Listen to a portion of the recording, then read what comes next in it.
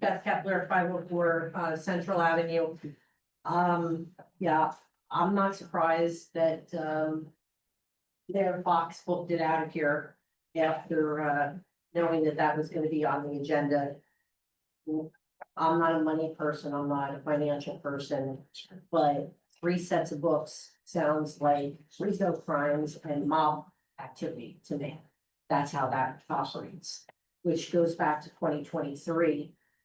And my petition letter that I read here, and 300 residents in this borough signed asking for the Attorney General to assign a special prosecutor to investigate the corruption that was clearly happening in the town. And in retrospect, it completely makes sense to me now why, being that I was the first person to come forward and say boldly and loudly what was going on, why my home was entered and threats were left. And I applaud you all for doing what needed to be done. It wasn't easy to do it. I think I'm really offended, especially hearing what I heard here tonight, that including Councilwoman Mahoney that isn't here, that you had to pay money out of your own pocket to defend us and to stand in the gap between us and, I mean, you're being generous by not calling it fraud or embezzlement, but that's what it looks like to me. That would have been nice for a prosecutor or somebody criminally to investigate. And based on what the gentleman said this evening, his financial review, would that normally find fraud, or would that specifically be for an investigator to find? And would his report be something to send on to be investigated at this point? In your opinion? It would not normally find fraud. It would be very unique for, it would have to stumble onto it because he was not looking for fraud. It was a very limited scope. I hate to even call it an audit, but it was a limited scope review where he largely compared financial statements. To find fraud, you've got to investigate our vendors, legitimate vendors, if people created false bank accounts. He did not go to that level. He simply could not track trial balances be ending of the year to equal trial balance amounts in the beginning of the next year. I mean, everything he observed was flaws in our accounting processes. So for me, from my background in the medical field, that would mean that he saw symptoms and without further diagnostics, he couldn't clinically diagnose. So being that we have massive overwhelming symptoms,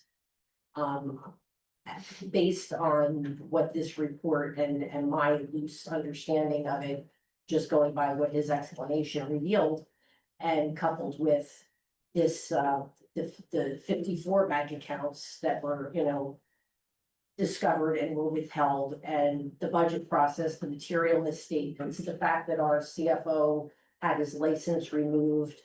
I could go on and on.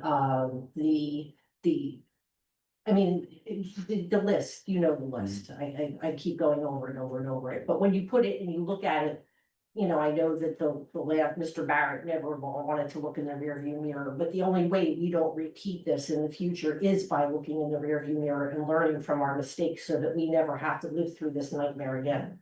Right. And so in your esteemed opinion at this point, I know it's preliminary and I'm putting you on the spot, but based on what this gentleman said tonight, are you going to be forwarding this to an authoritative, someone at an authoritative level, like within the state, like because back then in July of 2023, we were asking for a special prosecutor. I feel like 2 years now into this, we have an overwhelming, insurmountable amount of probable cause here worthy of a criminal investigation.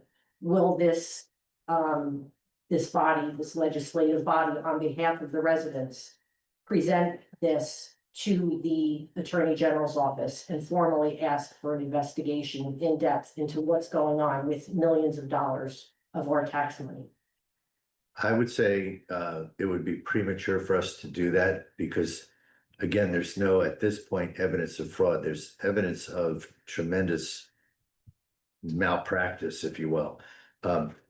the primary intention of having this look back and having this report delivered is to educate us to figure out what's broken. And we received a good amount of that from Mr. Ebenau's report.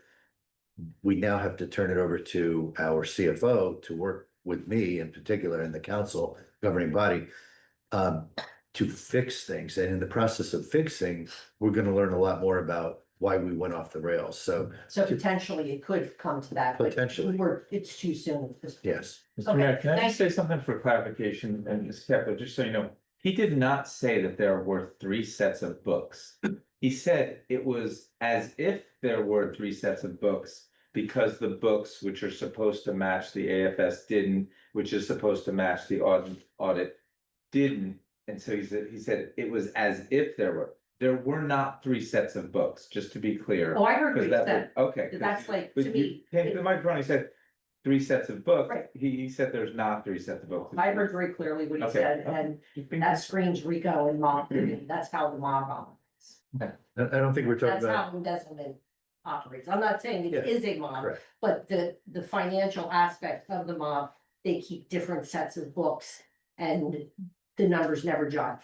And I- that's essentially what we have going on here. Based on my interactions with Mr. Ebenau and then listening to him tonight, I think we all jumped to a visual of truly having 3 separate files of books or whatever. And I think he was being a little bit creative in what he's saying is, in my opinion, we have 1 set of books, maybe John, to your point, but they are so mismanaged that general ledger accounts don't equal sub accounts. Year-end balances don't equal following year beginning balances. We effectively don't have 1 set of books. So, With 54 bank accounts and things not reconciling, that's troubling. Right. But I've taken enough of your time. Thank Thank you for answering my question.